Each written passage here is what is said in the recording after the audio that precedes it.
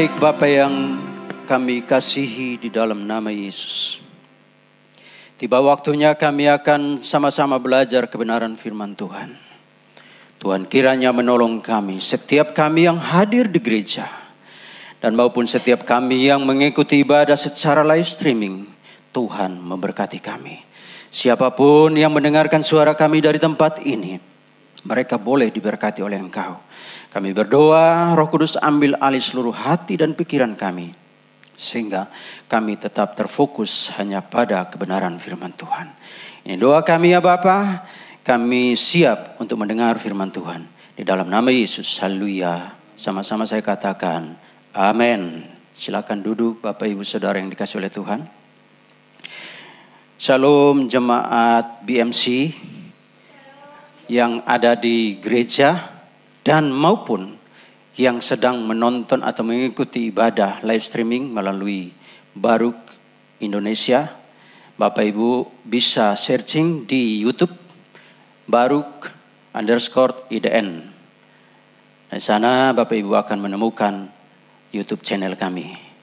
Semoga melalui online Bapak Ibu juga diberkati oleh Tuhan sebagaimana kami yang hadir di gereja. Baik, sore menjelang malam hari ini Tuhan menaruh di hati saya untuk berbagi tentang kebenaran firman Tuhan yang saya baca di dalam Matius pasal 26 ayat 63 sampai ayatnya yang ke-64. Ada dua ayat di awal, nanti kita akan baca ayat-ayat lain. Baik, saya akan bacakan saja di Matius pasal 26 ayat 63 sampai 64. Bagi Bapak Ibu yang sedang mengikuti live streaming, silakan bisa ambil Alkitabnya dan dibaca bersama-sama. Demikian bunyi firman Tuhan. Tetapi Yesus tetap diam, lalu kata imam besar itu kepadanya, demi Allah yang hidup, katakanlah kepada kami, apakah engkau Mesias, anak Allah atau tidak? Ayat 64, jawab Yesus, engkau telah mengatakannya. Akan tetapi aku berkata kepadamu, mulai sekarang kamu akan melihat Anak Manusia duduk di sebelah kanan yang Maha Kuasa dan datang di atas awan-awan di langit. Terpujilah nama Tuhan. Kiranya firman Tuhan dapat menjadi pedoman bagi hidup kita. Manusia yang berdosa memiliki konsekuensi untuk mati kekal. Lalu bagaimana jika semua manusia yang ada di bumi itu yang berdosa, apakah akan mati kekal semuanya? Sebuah pertanyaan. Ini juga ditanyakan yang saya baca di beberapa media sosial. Ini juga ditanyakan oleh saudara kita Muslim. Apakah semua manusia di muka bumi yang berdosa akan mati kekal? Ini menjadi pertanyaan. Dan kita perlu menjawab bahwa pertanyaan itu dapat dijawab dengan sebuah jawaban, ya. Manusia yang berdosa, yang tidak percaya kepada Yesus akan mengalami kematian kekal. Jawabannya itu. Konsekuensi dari dosa adalah itu. Namun, sore hari ini saya ingin berbagi kabar baik, kabar sukacita, bahwa hal itu tidak akan pernah terjadi kepada umat manusia ketika umat manusia itu benar-benar beriman kepada Kristus. Benar-benar mencari Yesus. Kematian kekal tidak akan pernah menjadi bagian manusia. Karena apa? Yesus menggantikan manusia yang mati kekal itu. Allah sudah menyampaikannya di awal di dalam kitab Kejadian pasal 3 ayat 15. Di ayat 15 itu merupakan sebuah kabar baik yang pertama. Banyak teolog menyebut ayat 15 itu adalah kabar baik yang pertama. Kemudian, saudara kita Muslim selalu menganggap bahwa orang Kristen memiliki iman yang aneh. Tetapi Bapak, Ibu, Saudara yang dikasihi oleh Tuhan, kita tidak perlu memberi respon yang berlebihan terhadap sikap dari saudara kita Muslim. Karena apa? Karena memang mereka belum memahami. Memang mereka belum percaya kepada Yesus. Kalau mereka percaya kepada Yesus, mereka akan paham. Mereka akan tahu. Mereka akan mengerti. Jadi kita tidak perlu merespon pertanyaan itu atau kritikan itu yang mengatakan bahwa iman orang Kristen itu aneh. Kita tidak perlu merespon berlebihan. Yang perlu kita respon adalah memberikan jawaban yang menjadi kebutuhan saudara kita yang belum percaya kepada Kristus. Amin. Itu yang dilakukan oleh BM. Menjadi jawaban. Menjadi jawaban. Nah, saya sampai kepada ayat yang kita baca. Mengapa Yesus harus disalib? Ini adalah tema saya sore hari ini. Menjadi sebuah pertanyaan, mengapa Yesus harus disalib? Saya mengangkat tema ini karena ada pertanyaan di media sosial. Berseliweran di sana. Mengapa Yesus harus disalib?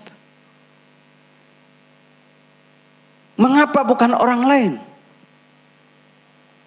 Kok harus Yesus? Mari kita lihat. Kita lihat ayat yang tadi. Ayat 63 dari Matius 26. Tetapi Yesus tetap diam. Lalu kata imam besar itu kepadanya, demi Allah yang hidup, katakanlah kepada kami, apakah engkau Mesias, anak Allah atau tidak? Hodei Yesus, siapa? Tapi Yesus diam saja. Kaiho arkireus epin auto. Dan imam besar itu berkata dengan tegas. Dengan tegas. Exorkizo sekatah touteo. Aku bersumpah. Berpreposisi. Melawanmu. Melawanmu demi Tuhan. Jadi dalam bahasa Indonesia dia katakan, lalu imam besar itu berkata kepadanya, demi Allah yang hidup. Kata Yunaninya, exorkizo sekatah touteo. Aku bersumpah, berpreposisi, aku bersumpah melawanmu demi Tuhan. Wah. Ini ketika Yesus diperhadapkan di mahkamah agama Yahudi. Aku bersumpah. Imam besar ini ingin mendapatkan kepastian. Jawaban yang pasti dari Yesus. Untuk apa? Supaya dengan jawaban yang pasti itu mereka dapat memberi hukuman kepada Yesus. Makanya dia bilang, aku bersumpah. Aku berpreposisi. Aku melawanmu. Demi Tuhan. Kata imam besar itu. Lalu dilanjutkan di sana. To zontos hinahemim epes. Apakah engkau pendamai? Apakah engkau penebus yang pasti dari Allah yang hidup? Sebenarnya imam besar ini sudah mengatakannya kepada Yesus. Tapi dia ingin mendapatkan pengakuan secara langsung dari mulut Yesus. Untuk apa? Untuk tadi. Supaya menjadi bukti. Ketika dia mengatakan iya, maka itu jadi bukti. Untuk Yesus dihukum. Kayafas ingin mendapatkan jawaban itu. Pengakuan langsung dari mulut Yesus. Bahwa apakah dia adalah anak Allah itu. Kayafas sudah mengatakan di awal. Makanya di ayat ke-64 dikatakan. 64 dikatakan di sana. Jawab Yesus. Engkau telah mengatakannya. Jawaban engkau telah mengatakannya ini mengandung. Ya. Akulah dia. Akulah anak Allah. Yang hidup itu. Banyak mereka bertanya, berseliweran di media sosial. Banyak versi jawaban. Banyak yang memberikan jawaban dengan versinya masing-masing. Tapi sore hari ini saya ingin memberikan jawaban menurut Alkitab. Tidak menurut apa yang saya pikirkan. Tapi menurut apa kata Alkitab. Yesus menjawab Kayafas. Engkau telah mengatakannya. Engkau sendiri sudah mengatakannya. Bahwa akulah dia. Akulah anak Allah itu. Dan seketika itu. Orang-orang Yahudi. Mahkamah agama. Memberikan ketetapan hukum kepada Yesus. Makanya di dalam kitab Yohanes 19 ayat 7 dikatakan. Jawab orang-orang Yahudi itu kepadanya. Kami mempunyai hukum. Dan menurut hukum itu. Ia harus mati. Sebab ia menganggap dirinya sebagai anak Allah. Bagi orang Yahudi. Seorang manusia tidak boleh menyamakan dirinya dengan Allah. Mereka menganggap Yesus telah menyamakan dirinya dengan Allah. Karena apa? Mereka melihat Yesus adalah seorang manusia biasa. Lahir dari seorang ayah tukang kayu. Ibu Maria, manusia. Itu saja yang mereka lihat. Tidak lebih dari itu. Tidak lebih dari itu. Mereka cuma melihat manusianya Yesus. Tapi tidak melihat lebih jauh tentang siapa Yesus itu. Makanya di Matius 26 ayat 64a. Yesus menjawab. Suepes engkau telah mengatakannya. Markus 14 ayat 62a mengatakan. Ego emi akulah dia. Dan Lukas 22 ayat 70b. Mengatakan di sana. Kamu sendiri mengatakannya. Hoti ego emi. Bahwa akulah anak Allah. Ketiga penulis Injil sinoptis ini mencatat dengan kalimat yang bervariasi.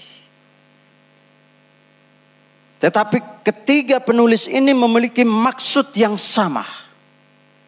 Bahwa Yesus dalam persidangan itu harus menjawab pertanyaan dari imam besar Kayafas. Dan jawaban Yesus adalah dengan tegas. Engkau telah mengatakannya. Dan ya, akulah dia, akulah anak Allah. Ketika Yesus mengatakan itu, mereka berkata di Yohanes tadi, kami punya hukum. Dan menurut hukum itu, ia harus mati.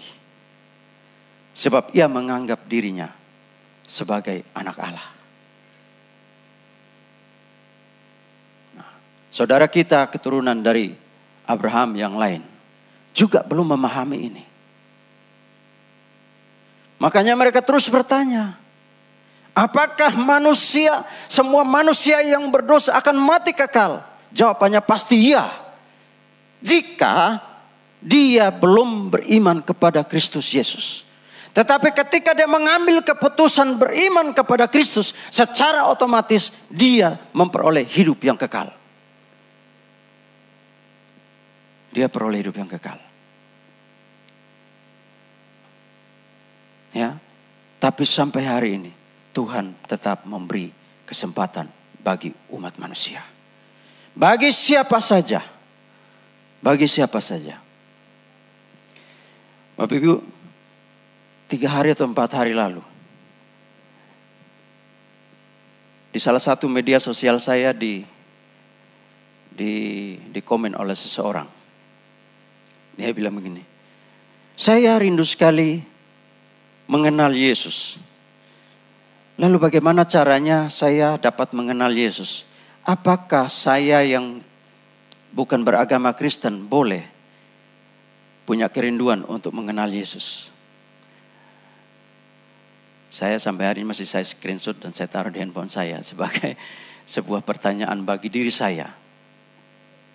Dan sebuah dorongan bagi diri saya untuk memberikan jawaban. Saya coba untuk balas, karena di salah satu platform media sosial itu, ketika kita balas dan mencantumkan nomor handphone, itu tidak bisa terkirim. Nggak bisa terkirim. Jadi kemudian saya inbox dan mendapatkan respon. Dan dia minta untuk dituntun. Nanti saya akan tunjukkan WA-nya. Nah ini, satu hal penting bagi kita orang percaya adalah sebuah kerinduan bahwa orang lain juga punya hak untuk menerima keselamatan itu. Ketika kita punya kerinduan bahwa orang lain harus punya kerinduan juga untuk selamat, maka Tuhan akan mengirimkan orang-orang yang rindu untuk mencari Dia. Tuhan akan mengirimnya. Entah dia ada di mana. Karena kita punya media sosial. Nah, media sosial itu mari kita isi dengan hal-hal yang positif. Hal-hal yang berkaitan dengan kebenaran firman Tuhan. Sehingga orang lain yang membaca media sosial kita melihat bahwa ada Kristus di dalam kehidupan kita. Dan mereka memiliki kerinduan untuk mencari Yesus. Kemudian di dalam Matius 26 ayat 64 saya baca bahasa Yunaninya. Dibilang begini. Plen lego humin. Tetapi aku mengatakan kepada kalian. Arti dari sekarang. Dari sekarang. Arti dari sekarang. Epeste ton huion. To antropo. Epeste ton huion, to antropo.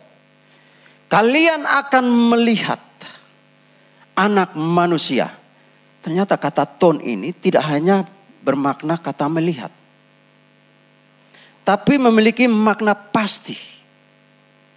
Kalian pasti melihat anak manusia. Ya. Kethemenon ek deksion tes dunameos, duduk di sebelah kanan yang maha kuasa. Saya kemarin lihat-lihat, saya udah catat padahal. Tapi tadi pagi waktu saya buka lagi bahasa Yunaninya, kata ton ini tidak hanya bermakna melihat. Yesus memberikan sebuah kepastian bahwa kamu tidak hanya akan sekedar melihat, tetapi aku katakan kepadamu pasti kamu akan melihat saya. Duduk di sebelah kanan Allah yang maha kuasa. Dia memberi sebuah kepastian. Jadi tidak asal dicatat di sini. Tidak asal ditulis di sini. Memiliki makna yang sangat dalam. Ketika kita membaca dan mencari tahu tentang kata demi kata dari bahasa aslinya, kita akan menemukan. Itulah yang Abu Nabah ajarkan kepada saya. Saudara tahu, kalau pergi bersama Abuna melayani, saya selalu menyimak. Sekalipun saya harus bolak-balik. Pergi ke multimedia, saya selalu menyimak. Dan ketika pulang di mobil, Abuna tanya, apa yang kalian dapat tadi? Apa yang kalian dapat tadi? Dari khotbah tadi? Kalau kita belajar sungguh-sungguh, kita akan menemukan sesuatu yang luar biasa dari kebenaran firman Tuhan ini. Luar biasa, hebat. Alkitab yang kita pegang ini memiliki tidak hanya sekedar tulisan biasa.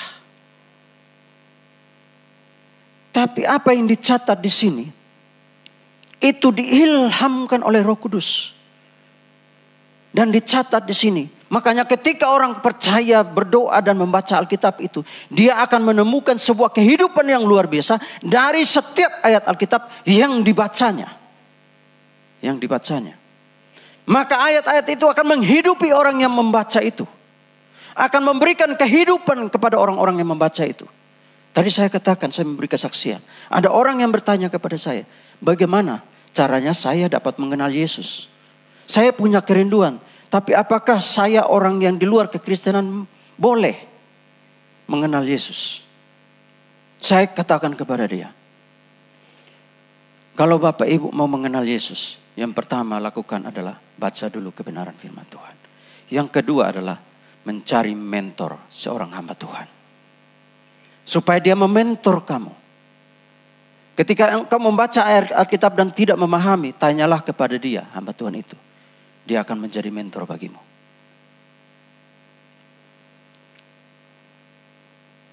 Saya bersyukur menjadi bagian dari Baruch Ministry Church. Saya bersyukur menjadi bagian dari itu. Dan kita semua yang hadir di sini, jemaat mula-mula yang ada di gereja ini, yang ada di BMC ini, mari kita bersyukur bahwa ada sebuah kebenaran firman Tuhan yang sangat luar biasa, yang dicatatkan di dalam Alkitab kita, yang setiap hari kita pegang. Yang setiap hari kita ke gereja kita bawa Alkitab. Mari saya minta kepada kita, baca. Jangan hanya nanti ke gereja, baru bawa Alkitab. Jangan hanya nanti pergi ke komsel, baru bawa Alkitab. Atau nanti kalau sudah meninggal, Tuhan panggil, pendeta datang berdoa, lalu Alkitab yang dia bawa-bawa tidak pernah dia baca, Alkitab itu ditaruh bersama-sama dia di peti mati. Ini repot ini. Gak bisa dia baca orang mati itu. Udah mati ya mati. Alkitab untuk orang hidup. Jadi selagi kita masih hidup, baca Alkitab.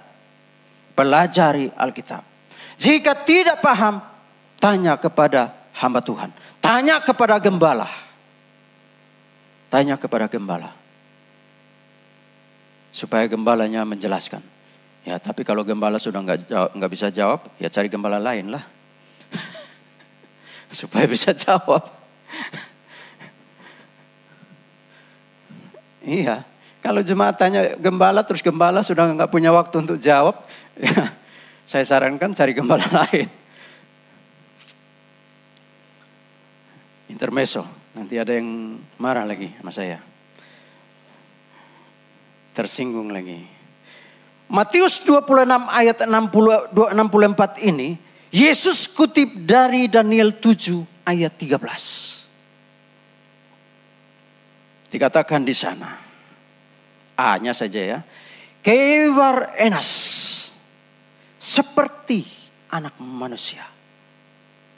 Seperti anak manusia. Ini adalah sebuah mimpi tetapi sekaligus nubuatan. Keivar enas, seperti anak manusia. Dalam mimpi itu Tuhan menunjukkan kepada Daniel. Dan Daniel dalam penglihatan itu dia melihat seorang anak manusia. Seperti, tetapi bukan manusia yang dilihat oleh Daniel. Karena ada kata seperti. Jadi apa? Yang menghampiri Daniel itu adalah wujud ilahinya Yesus. Sebelum menjadi manusia, wujudnya adalah firman. Makanya Daniel dalam penglihatan itu, Keivar enas dalam bahasa Yunani, hos huios antropo. Seperti anak manusia. Ate hafah feat atik. Yang datang dari sejak kekekalan. Saya coba lihat lagi kata hafah. Ternyata kata hafah ini mengandung arti akan. Yang akan datang dari. Ini kan masih mimpi. Tapi sudah dijelaskan di sini kepada Daniel. Kefar ateh hafah yang akan datang. Dia jelaskan kepada Daniel, akan datang dari sejak kekekalan. Nah loh, dari sejak kekekalan. Kekekalan itu adalah Allah itu sendiri. Allah itu kekal. Firman-Nya kekal. Roh-Nya kekal. Ketiganya bisa dibedakan. Mana Allah, mana firman, mana roh. Tetapi ketiganya tidak bisa dipisahkan. Karena Allah punya firman, Dia punya roh. Makanya dalam penglihatan itu dijelaskan kepada Daniel. Yang akan datang dari sejak kekekalan. Kekekalan itu sudah ada sebelum ada segala sesuatu menjadi ada. Dialah Allah itu. Dialah firman kekal itu. Yang kemudian Yesus bilang di dalam ayat 64 ini, akan tetapi aku berkata kepadamu, mulai sekarang kamu akan melihat Anak Manusia duduk di sebelah kanan Allah yang Maha Kuasa. Ketika Yesus berkata itu, sudah ada belum? Sudah ada dong. Wujudnya apa? Manusia. Tetapi di dalam kemanusiaan Yesus itu berdiam keilahian Allah. Namanya firman. Firman itulah yang berdiam di dalam kemanusiaannya Yesus. Makanya Yesus tidak jatuh dalam dosa. Karena firman kekal itu, firman ilahi itu memampukan kemanusiaan Yesus untuk tidak jatuh dalam dosa.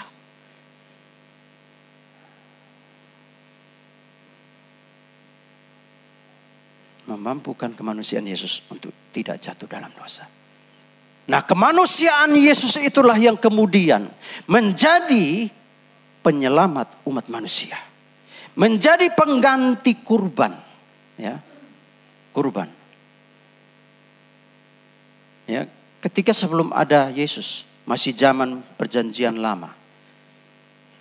Orang berdosa untuk menghapus dosanya, menyucikan kesalahan-kesalahannya, maka dia harus lakukan apa?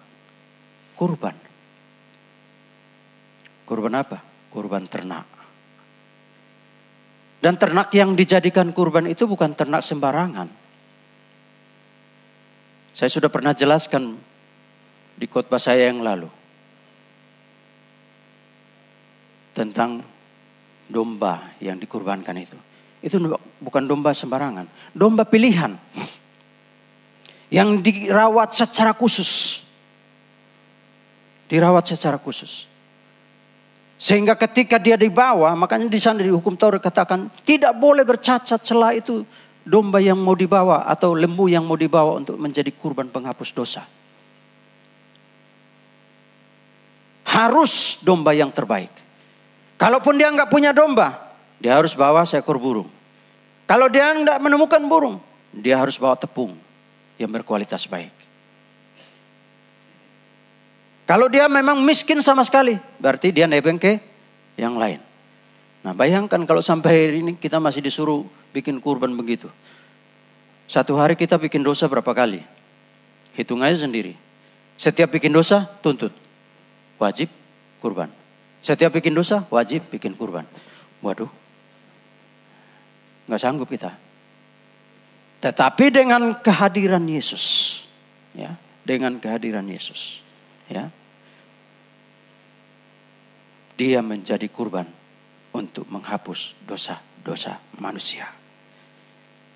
Jawaban pertanyaan besar dari tema kita. Mengapa Yesus harus disalib? Jawabannya adalah ayat 64. Yesus menjawab, akulah dia. Ego eimi. Akulah anak Allah itu. Ini menjadi novum baru bagi mahkamah agama untuk menjatuhkan hukuman kepada Yesus. Kayafas menemukan novum baru, hukum baru bagi Yesus. Mereka berkata, Manusia tidak boleh menyamakan diri dengan Tuhan. Karena menurut hukum Yahudi tidak boleh. Ketika dia menyamakan diri maka dia sudah musyrik terhadap Allah itu. Maka dia wajib dihukum mati. Hal ini oleh Kayafas hanya melihat dari sisi kemanusiaan Yesus. Dia hanya melihat bahwa Yesus lahir dari seorang tukang kayu. Tapi dia tidak melihat lebih jauh ke dalam diri Yesus. Siapakah dia sesungguhnya? Siapakah dia sesungguhnya? Dia hanya melihat sisi kemanusiaannya. Di dalam Mazmur 110 ayat 1. Mazmur 110 ayat 1.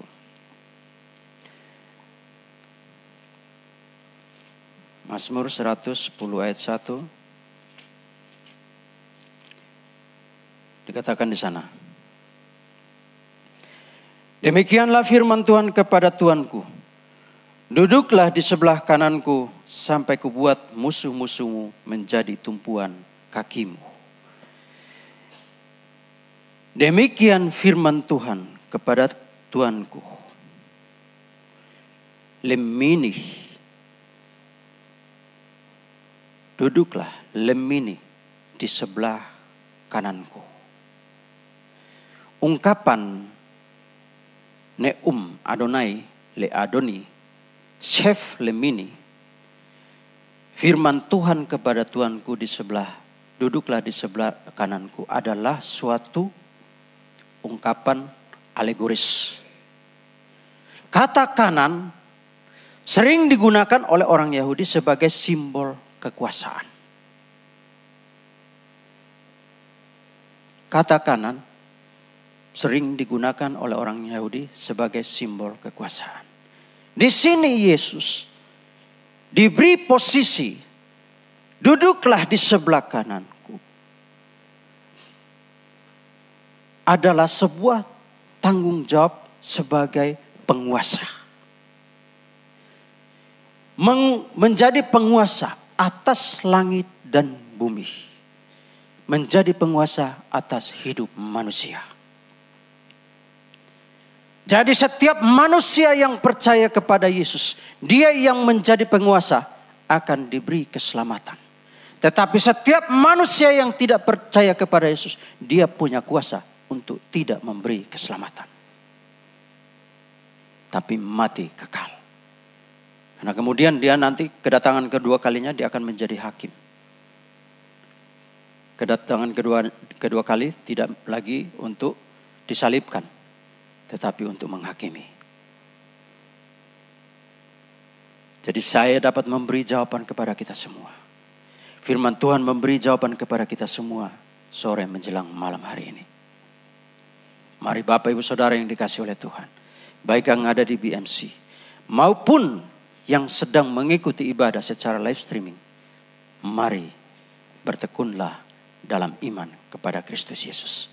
Karena hanya dialah manusia memperoleh keselamatan. Tidak ada keselamatan di luar Yesus. Ya, tidak ada keselamatan di luar Yesus.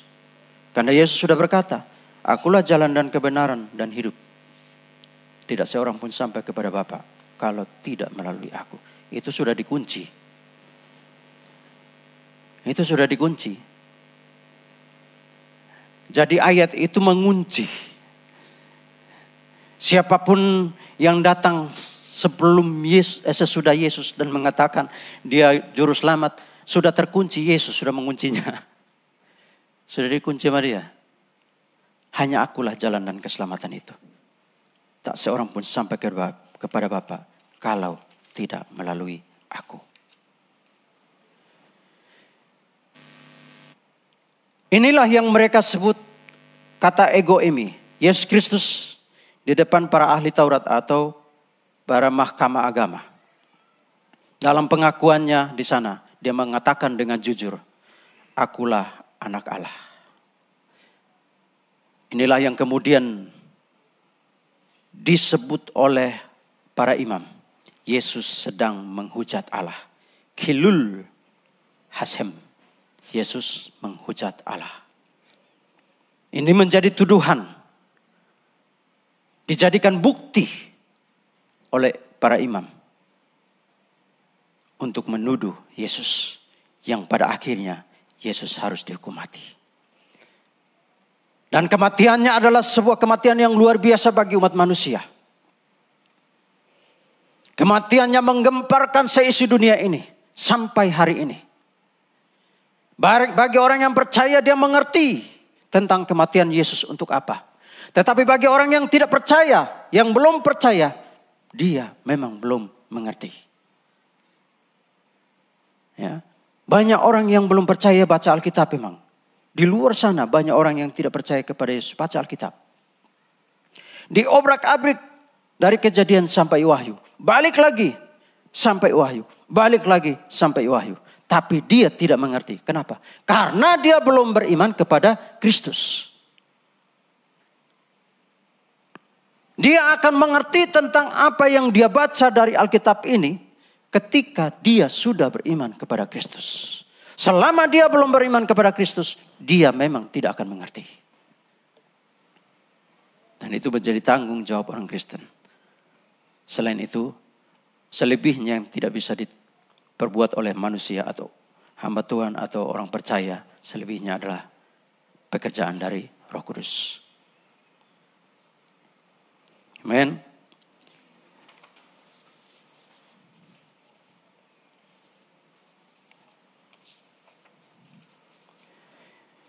Di dalam Yesaya 43 ayat 11 dikatakan di sana. Sebelum saya akhiri, baca Yesaya 43 ayat 11. Akulah Tuhan dan tidak ada juru selamat selain daripadaku. Aku adalah Tuhan dan tidak ada juru selamat selain daripada aku. Mempertegas bahwa tidak ada juru selamat lain selain daripada Allah yang hidup itu. Di dalam Yesus Kristus. Dari mimbar ini saya ingin menyampaikan kepada kita semua. Mari ambil keputusan. Sungguh-sungguh beriman kepada Kristus. Bagi kita yang sudah percaya. Atau mungkin bagi saudaraku yang lain dari keturunan Abraham yang lain. Yang belum beriman kepada Kristus. Dan rindu untuk mengenal Yesus. Mari beriman kepada Kristus. Sebab iman kepada Kristus akan menyelamatkan setiap manusia untuk masuk surga. Di mimbar ini saya tidak bicara soal agama. Karena bagi orang Kristen, agama tidak menyelamatkan. Bagi orang Kristen, Yesuslah yang membawa keselamatan. Amin. Tuhan memberkati. Beri kemuliaan bagi Tuhan dan mari kita berdoa.